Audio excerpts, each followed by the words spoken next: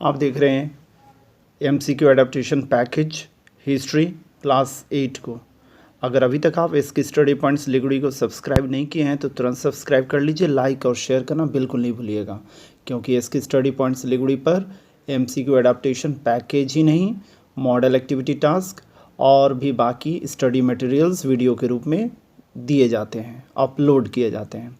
अगर आप चाहें तो www.iskistudypointsliguri.com पर भी जाकर रिटन स्टडी मटेरियल को देख सकते हैं, पढ़ सकते हैं, प्रिंट कर सकते हैं। तो चलिए बिन समय गंवाए शुरू करते हैं एमसीक्यू एडाप्टेशन पैकेज का हिस्ट्री क्लास 8 को।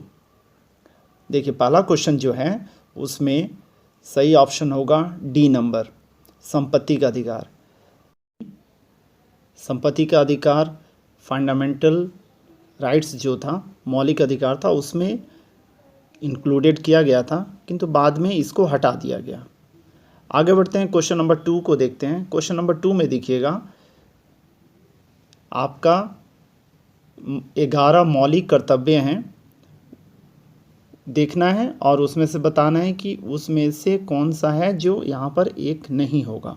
तो सही ऑप्शन होगा सी, बच्चे और महिलाओं की रक्षा करना। इसको आप टिक कर लीजिएगा। क्वेश्चन नंबर 3 को देखिएगा।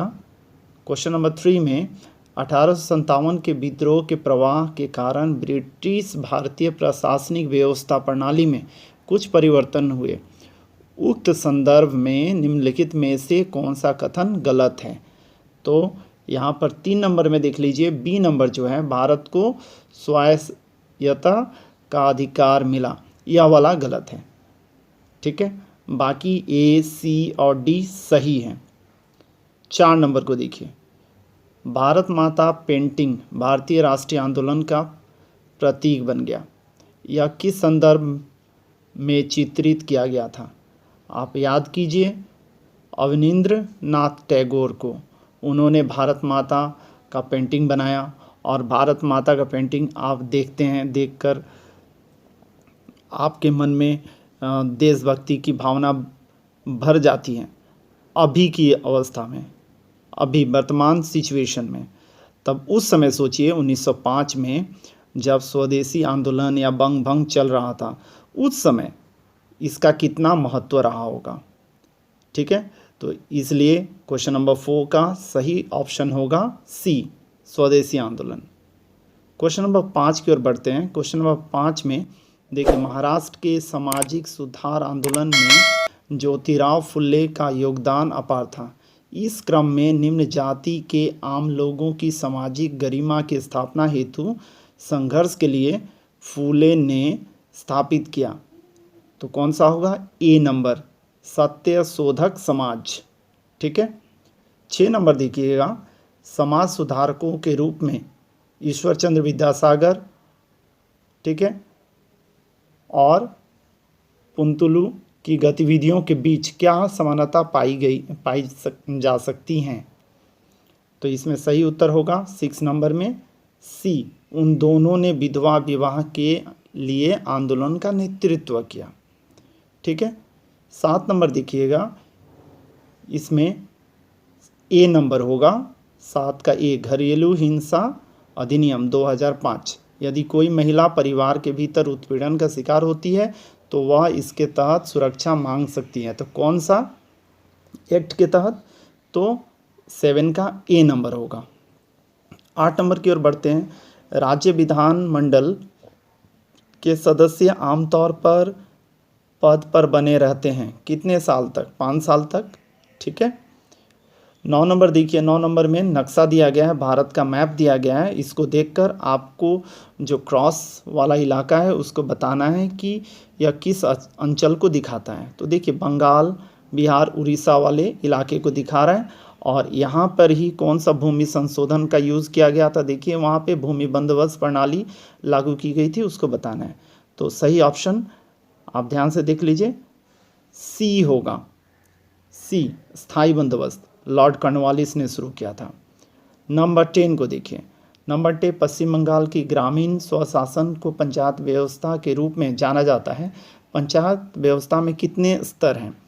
तो आप जानते हैं ग्राम पंचायत, पंचायत समिति, जिला परिषद।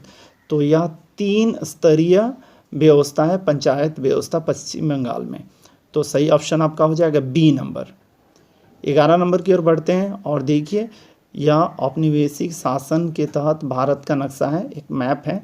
तो आपको बताना है कि जो चिन्हित क्षेत्र है उसको बताना है कि वह किधर का है। तो सी ऑप्शन सही होगा, देसी राजवाड़ा। ठीक है, ध्यान से देख लीजिए, उसी समय देसी राजवाड़े वाले इलाके इसी साइड में हुआ करते थे, आप ध्यान से समझ लीजिए। ठीक है, आगे बढ़ते हैं क्वेश्चन नंबर 12 की ओर। आप याद कीजिए 1857 का विद्रोह। ठीक है, भारत का स्वतंत्रता संग्राम उस समय हुआ था, है ना। उस समय के विद्रोह के बारे में आपको समझ लेना है कि क्या हुआ था उस समय। तो जो नक्शा आपके स्क्रीन पर दिख रहा है उसको ध्यान से देखिए, और इसमें दिखाया जा रहा है आपको, इन नक्शा में से आपको चूज़ करना है कि कौन सी जगह जो है वह जगह केंद्र अविभाजित बंगाल में स्थित है। मतलब 1857 के विद्रोह के मुख्य केंद्रों को दर्शाता है। ठीक है, कौन सा केंद्र है जो अविभाजित बंगाल में स्थित है। तो सही ऑप्शन होगा डी, बैरकपुर। आप याद कीजिए मंगल पांडे को। ठीक है, तो मंगल पांडे को अगर याद करते हैं तो बैरकपुर, कारतूस का यूज़, ये सारी चीज़ आपके दिमाग में घूमने लगेगा। नेक्स्ट आते हैं 13 नंबर में, जिसमें दिया गया है 1869 से पश्चिम बंगाल राज्य विधान मंडल में केवल विधानसभा है। प्राय सभी सदस्य या विधायक होते हैं 18 ईयर्स से ज़्यादा होते हैं। ठीक है, मतलब वो लोग वयस्क हो गए। तो जिनका उम्र 18 प्लस है उनका नाम वोटर लिस्ट में चढ़ा दिया जाता है अगर वो अप्लाई करता है तो इस कारण से ये नंबर सही होगा। वयस्क मताधिकार के आधार पर चुने गए होते हैं वो लोग। 14 नंबर देखिएगा, 14 नंबर में सही उत्तर होगा सी। ठीक है, आदिवासियों का आधुनिकीकरण, इस चीज़ से दिक्कत थी आदिवासियों के विद्रोह से। याद कीजिए, बिहार के उस समय बिहार था, झारखंड वाला इलाका जो अभी है, संथाल विद्रोह, मुंडा विद्रोह, अंग्रेजों के वन अधिनियम जो एक्ट था, औपनिवेशिक वन अधिनियम, उससे तो दिक्कत थी ही इनको। जमींदारों और साहूकारों की जबरन वसूली तो था ही था। वन अधिनियम जो फॉरेस्ट एक्ट था वह भी एक कारण था, और इनकी संस्कृति जो थी जंगलों को काटकर फैलाना, तो इनकी संस्कृति पर असर पड़ने लगा था।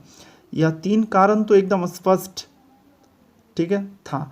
किंतु आदिवासियों का आधुनिकीकरण वाला कारण इससे संबंधित, विद्रोह से संबंधित नहीं था। इसलिए सी ऑप्शन जो होगा इसमें आपको टिक करना है। आगे बढ़ते हैं क्वेश्चन नंबर 15 को देखिए। सन 1800 ईस्वी में फोर्ट विलियम कॉलेज की स्थापना किस इरादे से की गई थी। तो यहाँ पर जो भी ऑप्शन देख पा रहे हैं आप, उसमें से कौन सा ऑप्शन होगा, बी नंबर।